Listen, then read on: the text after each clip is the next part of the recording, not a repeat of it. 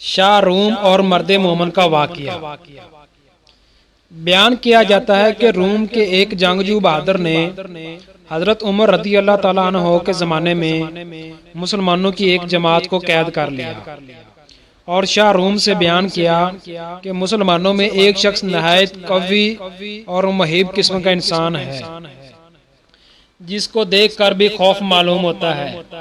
یہ سن کر بادشاہ روم نے اس شخص کو دیکھنے کے لیے طلب کیا۔ اس زمانے کے دستور کے مطابق شاہ روم کے سامنے زنجیریں لگی ہوئی تھیں جس کی وجہ سے باہر سے آنے والے کو بادشاہ کے سامنے جھک کر آنا پڑتا تھا۔ جب اس مرد مومن نے زنجیر دیکھی اور معلوم ہوا کہ اس کے نیچے جھک کر آگے جانا ہوگا تو اس نے بادشاہ کے پاس سامنے جانے سے انکار کر دیا۔ تب شاہ روم نے اس زنجیر کو ہٹانے کا حکم دیا تاکہ وہ شخص اس کے پاس آ سکے جس سے اس کو دیکھنا اور اس سے باتیں کرنا منظور تھا۔ چنانچہ جب وہ شخص بادشاہ کے پاس گیا تو بادشاہ نے اس شخص سے کہا کہ تم ہمارے دین میں داخل ہو جاؤ تاکہ میں اپنی انگوٹھی تم کو پہنا کر روم کی سلطنت عطا کر دوں۔ یہ سن کر اس مرد مومن نے کہا کہ دنیا کا آخر کتنا حصہ تیرے قبضے میں ہے؟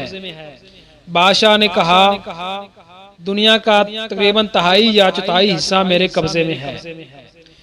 اس مرد مومن نے جواب دیا کہ اگر پوری دنیا بھی تیرے قبضے میں ہوتی تو ایک دن کی اذان کی عوض مجھے دیتا تو میں تب بھی تیری یہ دعوت قبول نہ کرتا، جبکہ تو اپنی سلطنت کے عوض میرا ایمان خریدنا چاہتا ہے۔ شاہ روم نے یہ سن کر دریافت کیا کہ اذان کیا چیز ہے تو مرد محمد نے اس کے سامنے اذان کے کلمات پڑھے۔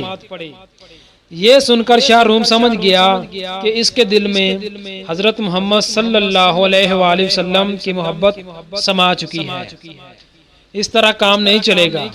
یہ سوچ کر اس نے حکم دیا کہ ایک دیگ میں پانی کھلا کر اس شخص کو اس میں ڈال دیا جائے تاکہ کھولتے پانی میں پڑھ کر اس کا کام تمام ہو جائے یا خوف کھا کر اپنے دین سے پھر جائے۔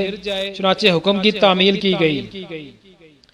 جب اس مرد محمد کو اس دیگ میں ڈالا گیا تو وہ بسم اللہ پڑھ کر داخل ہوا اور حکم الہی کی برکت سے دوسری جہنم سے باہر آ گیا۔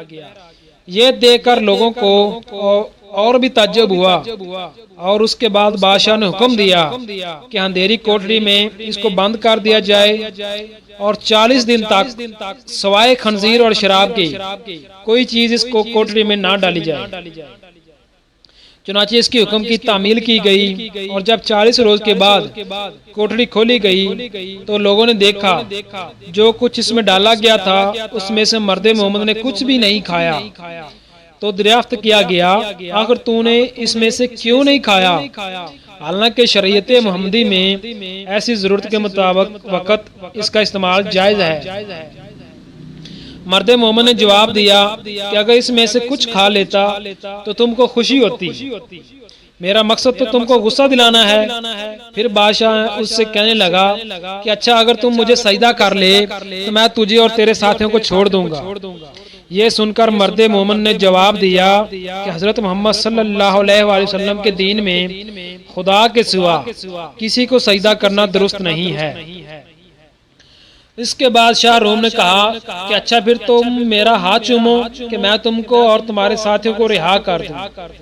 مرد مومن نے جواب دیا کہ ہاتھ کا بوسہ دینا صرف باپ، سلطان، عادل اور استاد کے لیے جائز ہے، دوسرے کے لیے نہیں۔